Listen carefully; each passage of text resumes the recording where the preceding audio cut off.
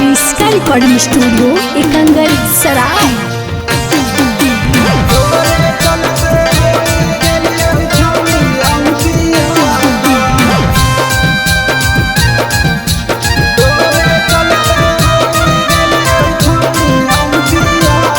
Presented by Kriska film.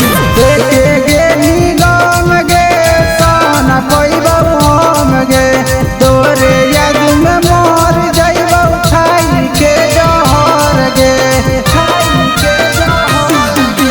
देखे गेली गम गे सन पैबौ हम गे।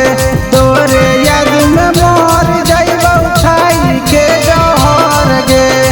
सोची सोची उठो हमर दिलवा में दर्द गे। तोरे चलते होई गेलियौ छौड़ी हम पिया पर। तोरे चलते होई गेलियौ छौड़ी हम पिया पर। तोरे चलते होई गेलियौ छौड़ी हम पिया पर।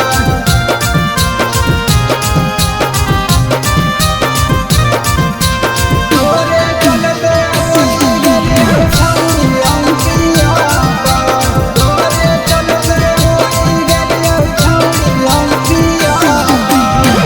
याद तोर सतावा हो कब दिन अउरी रतिया। हसुआ से भींगल रहौ रतिया में तकिया। याद तोर सतावा हो कब दिन अउरी रतिया। हसुआ से भींगल रहौ रतिया में तकिया। कहवा तू चली गेली धराई के बेमरिया। तोरे चलते होई गेलियौ छौड़ी हम पिया पर।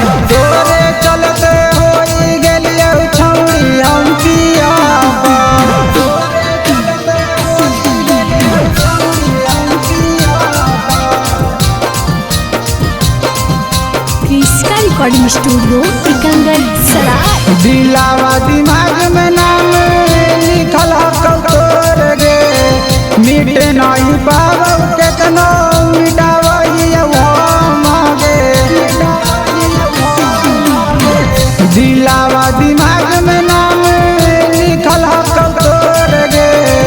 मिटे नहीं पाबौ केतनो मिटावहियौ हम गे। धीरज चंदना माँ के गेली कैसन दर। तोरे चलते होई गेलियौ छौड़ी हम पिया पर। तोरे चलते होई गेलियौ छौड़ी हम पिया पर। क्रिस्का रिकॉर्डिंग स्टूडियो एकंगर सराय।